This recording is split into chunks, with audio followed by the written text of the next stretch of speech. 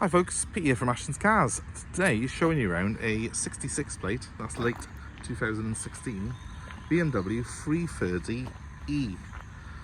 So notice the E there, which is for the electric side of the car. This is a plug-in hybrid version of the 3 Series. It's got a 2 litre petrol engine and an electric motor which will power the rear wheels. And I've been using this car for the last day or so myself. Found it really good to drive. It's about 250 horsepower, so it's got that proper 330 power behind it, but obviously you've also got that extra economy, and it will run, because it's a plug-in hybrid, you can do sort of the first 15 miles or so of your journey on pure electric if you wish to, which is surprisingly useful.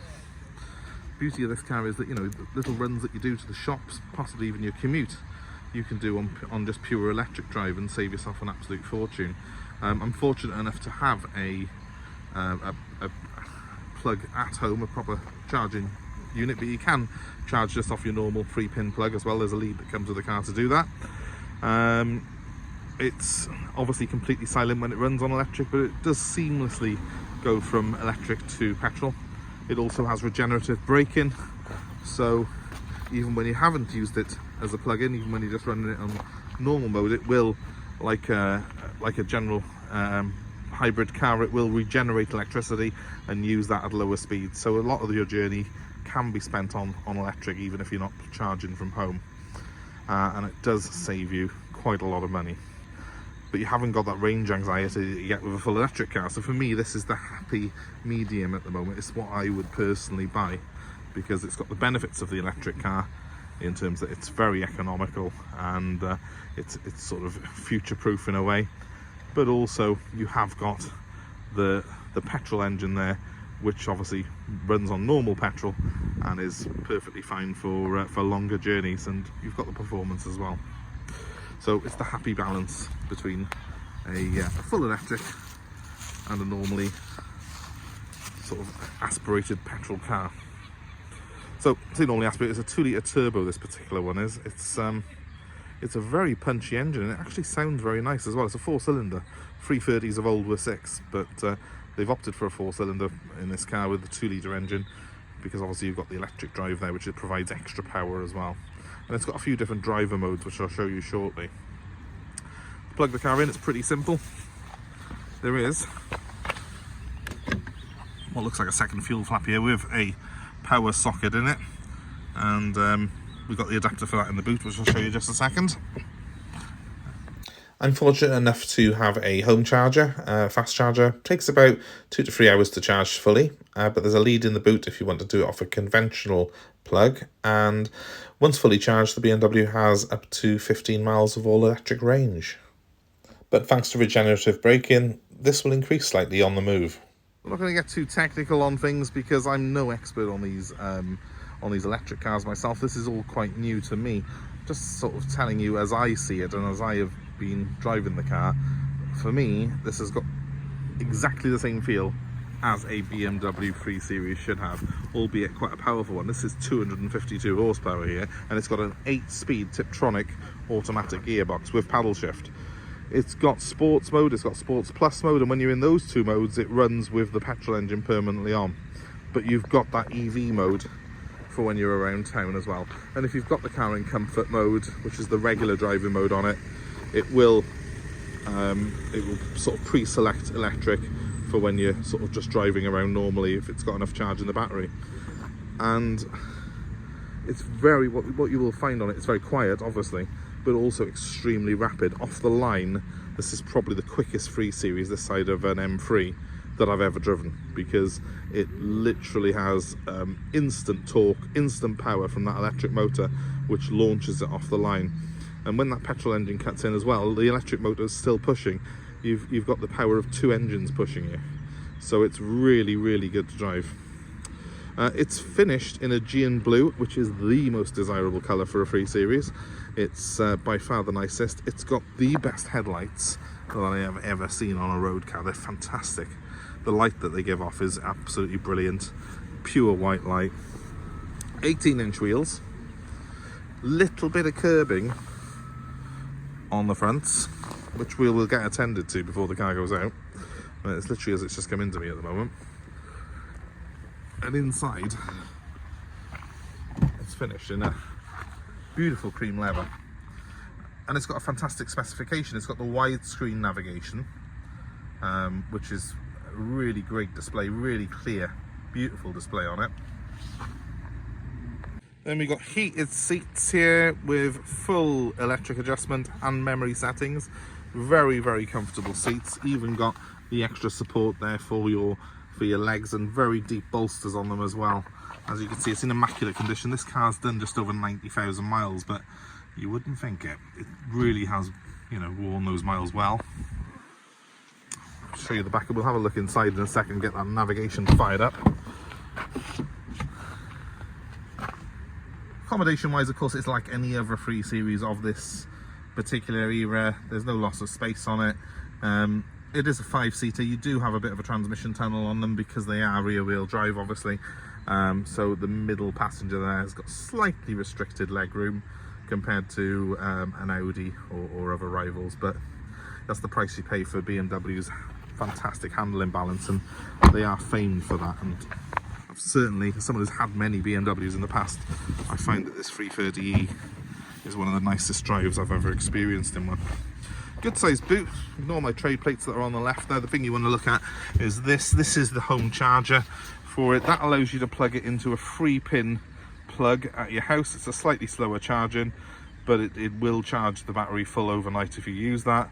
I've got a fast charger at home which charges up a lot quicker, and obviously you have got public charging if you need to, but again, it's not something you have to do because you can just run this car purely on its petrol engine and using the regenerative braking to generate electric. It's just if you plug it in, you get extra miles per gallon because you get sort of 16-17 miles a day completely free and gratis from the electric. You will also see the car's got front and rear parking sensors. There's both an acoustic and a visual guide for those when you're in the car. And I do love the fact that they've got this sort of high gloss black trim here, which looks fantastic. Got the e-drive badges on it as well. Obviously discreet M Sport badging on the car. Nice big chunky discs in there from the wheels as well. Just, I think it's a bit of a looker. And Aegean blue, it's a colour that they've done for years on the 3 Series, but it's always been my favourite colour on them. They've always, on the used market, always fetched a little bit of a premium for this colour. So, pretty much flawless bodywork on this particular car, so really nice to see. Right, so now I'm inside the car. The car is keyless. You've got 2 transponder keys that come with it. I've got one of them in my pocket, so if I press the start button, which is by here, she'll fire up for me. I'll turn that radio down for you. And that's it, it's on. If I put it in drive now, off it goes. I'm not going to do that though, because we want to show you some of the features it's got first. So with it running like that, we have got navigation, as you can see. Now this is the widescreen nav as well. This is an option on this car. You will see lesser models that have got a slightly smaller visual display than that, but this is the top one. We've got lovely wood trim here. It looks black perhaps, but if you look, there is a nice fine grain in there. It's classy. It looks good without looking old man, if that makes sense. You've got the standard BMW shift here and nice big prominent paddles there on the wheel. I love the design of these 3-spoke BMW sports wheels. They are chunky, small, and they feel sporty. They do feel quite special in your hands, which I love. You will have, familiar to many people who've had BMs before, iDrive, and using this we can select various different modes on the system. So if I press media, it'll take me through to my DAB radio. I've also got Bluetooth streaming there for my phone. By the way, if that looks like it's sort of pulsing or flashing that display, it's my recording equipment that does that. Hopefully you can still see it clearly enough. It's not actually doing it in real life. I'm sure there's a technical reason why displays do that. We've got, obviously, if we press map, the full map comes up. It's really a fantastic display, which has got like a 3D effect. You can see how good that is. When I'm zooming in and out there, hopefully it'll give you an idea. It's a really good navigation system on the car. And then down by here, I have got the car's driver mode. So I'm in comfort at the minute.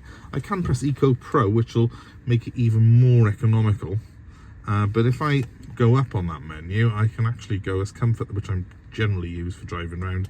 If I put it though into sport, I can also bring up a sports display, which will give me a power gauge and a torque gauge there on the actual display.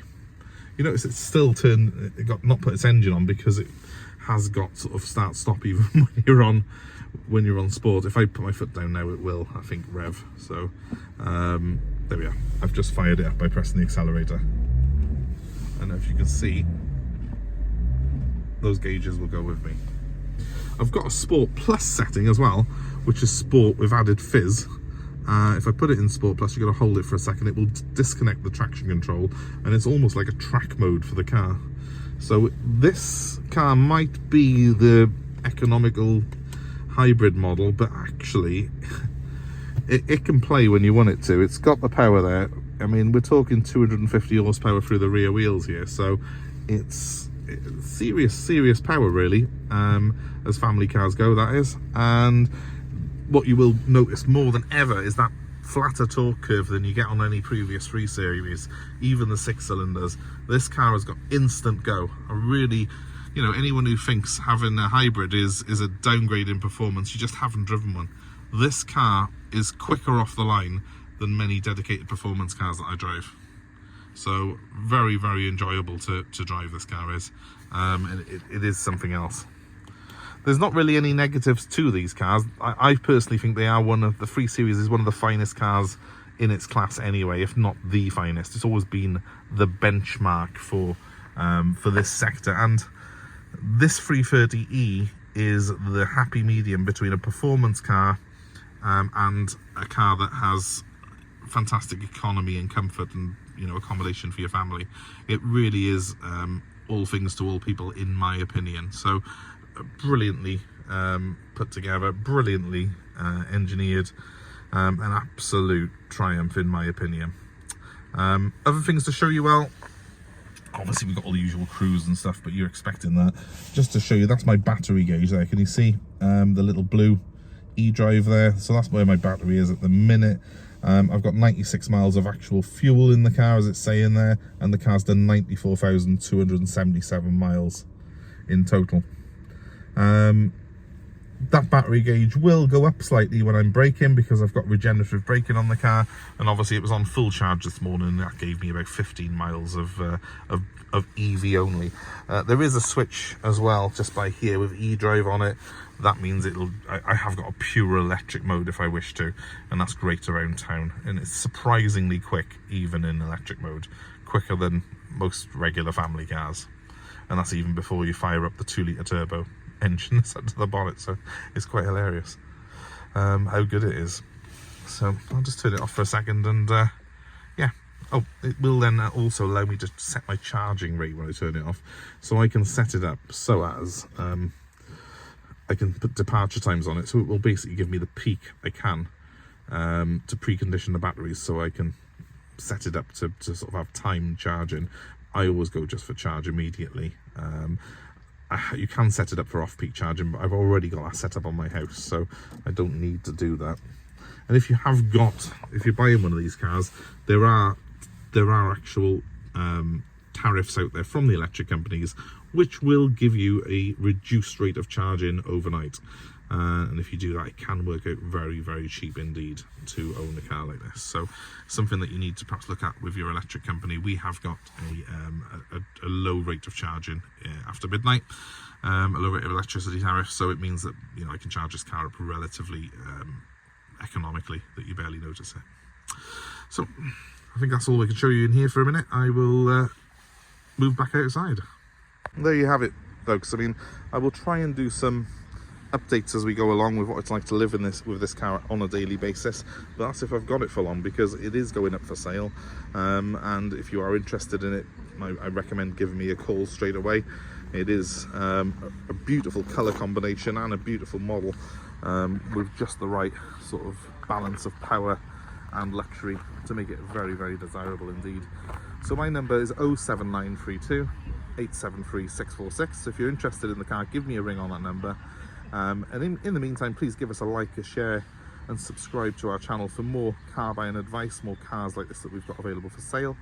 and hopefully we will speak to you very, very soon. That number one more time is 07932 873 646. Please feel free to comment below as well, guys. Let us know your thoughts on the electric, hybrid, petrol or diesel argument at the moment. It's a very, very sort of emotive subject to a lot of people in the motor trade at the moment as to what is the future and which way we are going. For me personally, I'm very happy to put my hat in the ring and say that this is what I would personally say is the happy medium at the moment. I'm certainly not ready to go full electric because I'd have too much anxiety over range. We've got family that live quite a long distance away, and I need to be able to jump in a car that can get me up to Scotland in a short time if I needed to. This car can do that, but I am happy to embrace the electricity around town and make savings, of course, myself from that.